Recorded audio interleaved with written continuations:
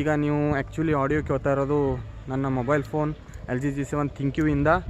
ಆದರೆ ಈಗ ನಾನು ಬೋಯಾ BY MM1 ಅನ್ನು ಹಚ್ತೀನಿ. ಅದರದ್ದು ಆಡಿಯೋ ಹೆಂಗಿದೆ ಅಂಥೇಳಿ ನೀವು ಕೇಳ್ರಿ. ಹಲೋ ಫ್ರೆಂಡ್ಸ್, ಈಗ ನಿಮಗೆ ಕೇಳ್ತಾ ಇರೋ ಆಡಿಯೋ ಬೋಯಾ BY MM1 ಮೈಕಿಂದ.